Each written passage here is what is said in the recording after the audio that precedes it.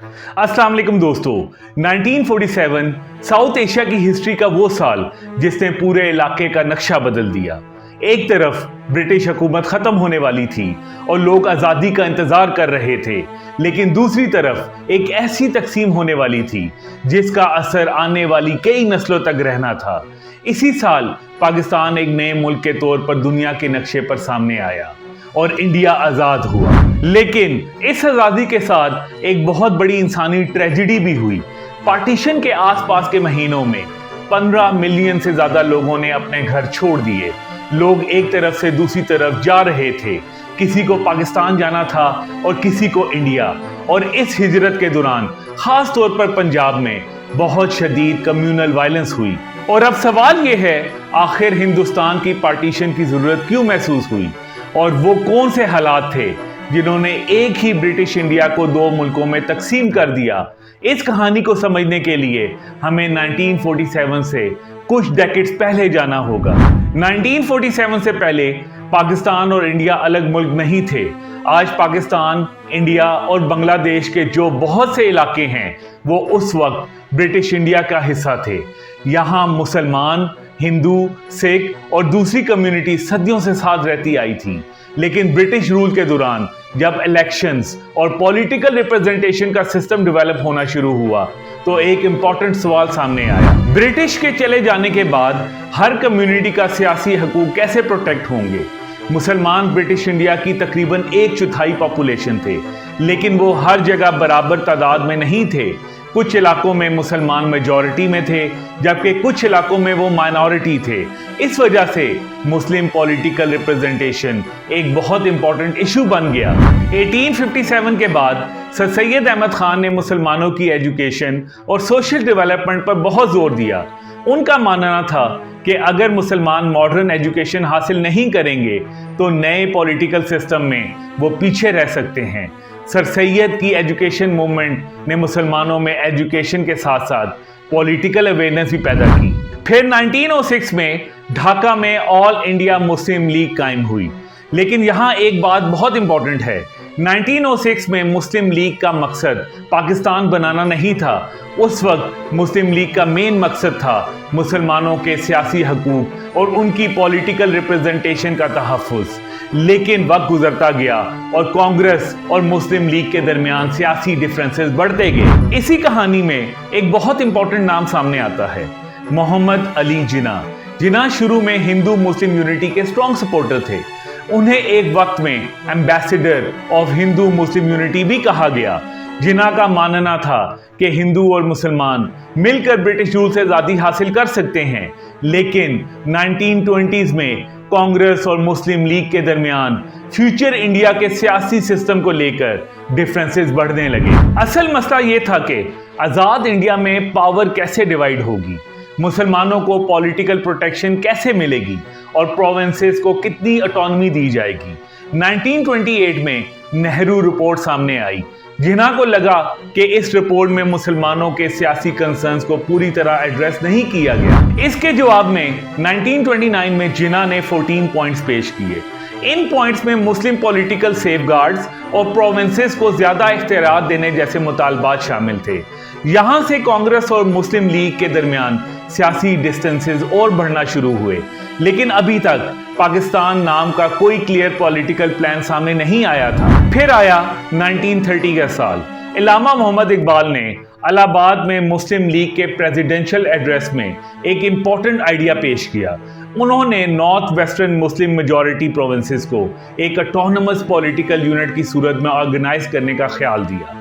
ये आज के पाकिस्तान का एग्जैक्ट मैप नहीं था, लेकिन ये ज़रूर था कि मुस्लिम मेजॉरिटी इलाकों के लिए एक अलग सियासी अरेंजमेंट का आइडिया अब सीरियस पॉलिटिकल डिस्कशन का हिस्सा बन चुका था। और यहीं से पार्टीशन की कहानी एक नए मोड़ में दाखिल होती है। 1937 में ब्रिटिश इंडिया में इलेक्शंस हुए। कांग्रेस ने कई प्रोविंसेस में इलेक्शन जीतकर अपनी गवर्नमेंट बना ली, लेकिन मुस्लिम लीग की परफॉर्मेंस हर जगह स्ट्रांग नहीं थी। ये जिन्ना के लिए एक इम्पॉर्टेंट टर्निंग पॉइंट था। उन्होंने समझ लिया था कि सिर्फ एक पॉलिटिकल पार्टी होना काफी नहीं, मुस्लिम लीग को आम मुसलमानों तक ले जाना होगा। इसके बाद जिन्ना ने मुस्लिम लीग को ज्यादा ऑर्गेनाइज्ड और मैस पॉलिटिकल पार्टी बनाने पर फोकस किया। अगले कुछ सालों में मुस्लिम लीग की सियासी सपोर्ट तेजी से बढ़ने लगी और फिर मार्च 1940 Lahore all India Muslim league का एक हिस्टोरिक सेशन हुआ। इसी सेशन में लाहौर रेजोल्यूशन पास हुई। इसी रेजोल्यूशन में मुस्लिम मेजॉरिटी इलाकों को अलग सियासी यूनिट की सूरत में ऑर्गेनाइज करने की डिमांड की गई। ये पाकिस्तान के सियासी सफर का एक बहुत बड़ा टर्निंग पॉइंट था। अब बात सिर्फ ये नहीं थी कि मुसलमानों को पॉलिटिकल सेफगार्ड दिए जाएं, अब मुस्लिम मेजॉरिटी इलाकों के लिए अलग सियासी अरेंजमेंट्स का आइडिया सेंट्रल डिमांड बन रहा था और इस मूवमेंट की क़यादत मोहम्मद अली जिन्ना कर रहे थे। लेकिन दूसरी तरफ कांग्रेस के लीडर्स यूनाइटेड इंडिया के सपोर्टर थे। महात्मा गांधी और जवाहरलाल नेहरू का मानना था कि इंडिया को एक ही मुल्क रहना चाहिए और सिर्फ हिंदू लीडर्स ही पार्टीशन के खिलाफ नहीं थे। कांग्रेस के एक बहुत प्रोमिनेंट मुस्लिम लीडर मौलाना अब्दुल कलाम आज़ाद भी पार्टीशन के खिलाफ थे। यानी उस वक्त मुसलमानों के दरमियान भी पाकिस्तान और पार्टीशन के बारे में एक ही राय नहीं थी। कुछ मुसलमान सेपरेट पॉलिटिकल अरेंजमेंट्स के सपोर्टर थे, जबकि कुछ यूनाइटेड इंडिया के हक में थे। फिर वर्ल्ड वॉर 2 ने पूरी सिचुएशन को ही बदल दिया। जंग की वजह से ब्रिटेन इकोनॉमिकली और पॉलिटिकली बहुत कमजोर हो गया। इंडिया में भी ब्रिटिश रूल के खिलाफ प्रेशर बढ़ता जा रहा था। 1942 में क्रिप्स मिशन इंडिया आया। मकसद था कि इंडियन पॉलिटिकल लीडर्स के साथ एक ऐसा एग्रीमेंट किया जाए जिससे इंडिया के फ्यूचर का रास्ता निकाला जा सके। लेकिन कांग्रेस और मुस्लिम लीग दोनों इस प्रपोजल पर एग्री नहीं कर सके। इसी दौरान महात्मा गांधी ने क्विट इंडिया मूवमेंट शुरू कर दिया। ब्रिटिश हुकूमत पर प्रेशर और बढ़ता गया और जब वर्ल्ड वॉर 2 खत्म हुई तो ब्रिटेन के लिए एक बात काफी क्लियर हो चुकी थी, इंडिया पर पुराने तरीके से हुकूमत को ज्यादा देर तक जारी रखना मुमकिन नहीं होगा। फिर आया 1945। ब्रिटेन में क्लेमेंट एटली की लेबर पार्टी ने गवर्नमेंट बना ली।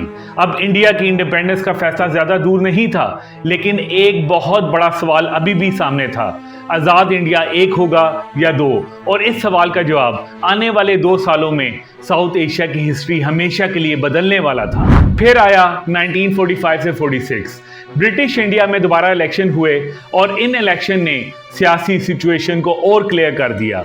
मुस्लिम लीग ने मुस्लिम रिजर्व कॉन्स्टिट्यूएंसीज में बहुत स्ट्रॉन्ग परफॉर्मेंस दी। इस रिजल्ट ने जिन्ना के इस क्लेम को मजबूत कर दिया कि मुस्लिम लीग इंडियन मुसलमानों की मेन पॉलिटिकल रिप्रेजेंटेशन है। अब इंडिया के फ्यूचर के हवाले से 2 मेजर पॉलिटिकल विजन सामने आ चुके थे। एक तरफ गांधी और नेहरू थे जो एक यूनाइटेड इंडिया चाहते थे और दूसरी तरफ जिन्ना और मुस्लिम लीग जो मुसलमानों के लिए एक सेपरेट पॉलिटिकल फ्यूचर की डिमांड कर रहे थे।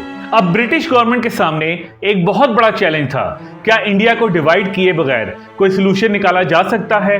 ब्रिटिश गवर्नमेंट ने एक आखिरी कोशिश की। 1946 में कैबिनेट मिशन इंडिया आया। इसका मकसद था कि ब्रिटिश पावर इंडियंस को ट्रांसफर की जाए, लेकिन इंडिया को डिवाइड किए बगैर।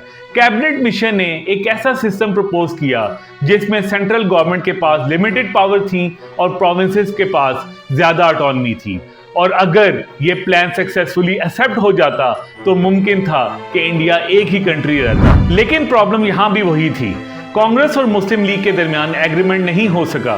दोनों पार्टीज प्लान को अपने अपने तरीके से समझ रही थी और फ्यूचर इंडिया में पावर किसके पास होगी इस पर भी एग्रीमेंट नहीं हो सका। और फिर सियासी इख्तिलाफ सड़कों पर आ गया। 16 अगस्त 1946 डायरेक्ट एक्शन डे। कोलकाता में पॉलिटिकल डेमोन्स्ट्रेशन के बाद कम्युनल वायलेंस फूट पड़ी। कई दिन तक कत्ल और क्लैशेस होते रहे। फिर वायलेंस बंगाल के दूसरे इलाकों तक फैली, बिहार तक पहुंची और बाद में पंजाब भी इस वायलेंस की जद में आ गया। अब सिचुएशन सिर्फ पॉलिटिकल डिबेट तक लिमिटेड नहीं रही थी।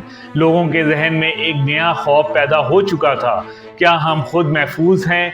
कम्युनिटीज के दरमियान ट्रस्ट और कम होता गया। हिंदू, मुस्लिम और सिख कम्युनिटीज के दरमियान डर और शक बढ़ता जा रहा था और ब्रिटिश गवर्नमेंट के लिए भी सिचुएशन को कंट्रोल करना मुश्किल होता जा रहा था। अब इंडिया का फ्यूचर सिर्फ पॉलिटिशियंस की मीटिंग रूम्स में डिसाइड नहीं हो रहे थे, जमीन पर हालात तेजी से बदल रहे थे और फिर 1947 आ गया। फरवरी 1947 ब्रिटिश गवर्नमेंट ने लॉर्ड लुईस माउंटबेटन को इंडिया का आखिरी वाइसरॉय बनाकर भेजा। ब्रिटिश गवर्नमेंट का प्लान था कि इंडिया में पावर जून 1948 तक ट्रांसफर कर दी जाएगी, लेकिन माउंटबेटन ने प्रोसेस को बहुत तेज कर दिया और फिर 3 जून 1947 को माउंटबेटन ने पार्टीशन प्लान अनाउंस कर दिया। अब फैसला हो चुका था कि ब्रिटेन इंडिया को 2 नए डोमिनियंस में डिवाइड कर दिया जाएगा, इंडिया और पाकिस्तान। लेकिन अब एक और बहुत बड़ा सवाल सामने था, सरहद कहाँ होगी? पंजाब को डिवाइड करना था और बंगाल को भी। इस काम के लिए British lawyer sir Cyril Radcliffe को बाउंड्री कमीशन का चेयरमैन बनाया गया, लेकिन उसके पास बहुत कम वक्त था। ब्रिटिश नेशनल आर्काइव्स के मुताबिक इंडिया की डिवीजन का प्रैक्टिकल फ्रेमवर्क तय करने के लिए रैटक्लिफ के पास सिर्फ 9 हफ्ते थे। सरहद तय करते वक्त पॉपुलेशन को एक मेजर फैक्टर माना गया, लेकिन पंजाब और बंगाल की रियलिटी इतनी सिंपल नहीं थी। डिफरेंट कम्युनिटीज एक दूसरे के इलाकों में मिली जुली रहती थी।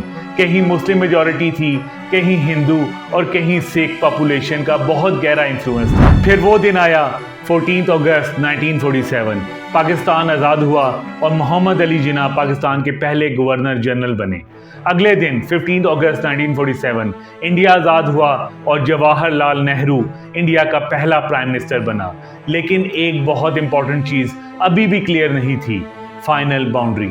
लेकिन लोगों को अभी तक ऑफिशियली नहीं पता था कि पाकिस्तान और इंडिया की सरहद एग्जैक्टली कहाँ होगी। फिर 17 अगस्त 1947 को रैटक्लिफ अवार्ड अनाउंस हुए और जब लोगों को पता चला कि नई सरहद कहाँ से गुजरेगी, तो एक ऐसी मैस माइग्रेशन शुरू हुई जो ह्यूमन हिस्ट्री की सबसे बड़ी माइग्रेशन में से एक बन गई। लोग अपने घर, अपनी ज़मीन, अपनी दुकानें और अपनी पूरी ज़िंदगी पीछे छोड़कर सरहद के दूसरी तरफ जाना शुरू हो गए और यहीं से पार्टीशन की कहानी पॉलिटिक्स से निकलकर एक बहुत बड़ी इंसानी ट्रेजेडी बन गई। अब लोगों के पास फैसला करने के लिए बहुत कम वक्त था। किसी ने बैलगाड़ी, किसी ने ट्रेन और ट्रक पकड़ा और बहुत से लोग पैदल ही निकल पड़े। किसी के पास सिर्फ एक पोटली थी और किसी के पास बस अपने बच्चे। पार्टीशन के बाद 15 मिलियन से ज़्यादा लोग अपने घर छोड़कर सरहद के दोनों तरफ माइग्रेट हुए। मुस्लिम इंडिया से पाकिस्तान आए, जबकि हिंदू और सिख पाकिस्तान से इंडिया चले गए। ये दुनिया की तारीख की सबसे बड़ी मैस माइग्रेशन में से एक थी, लेकिन ये सफ़र पुरअमन नहीं था। पंजाब में काफलों और ट्रेन्स पर हमले हुए और कैम्ब्रिज यूनिवर्सिटी प्रेस की रिसर्च के मुताबिक तकरीबन 1 मिलियन लोग जान से गए। और इस ट्रेजेडी में मुस्लिम, हिंदूज और सिख तीनों कम्युनिटीज ने अपने घर और अपने लोग खोए। 1947 सिर्फ पार्टीशन का साल नहीं था, ये आज़ादी का साल था, हिजरत का साल था और उन लाखों लोगों का साल था जिन्होंने एक नया मुल्क तो हासिल किया मगर अपने पुराने घर हमेशा के लिए खो दिए। और उन तमाम लोगों को जिनकी कुर्बानियों और हिजरत ने पाकिस्तान की बुनियाद रखने में अपना हिस्सा डाला को मेरा सलाम। ये सिर्फ एक तारीख नहीं, ये पाकिस्तान के वजूद की कहानी है।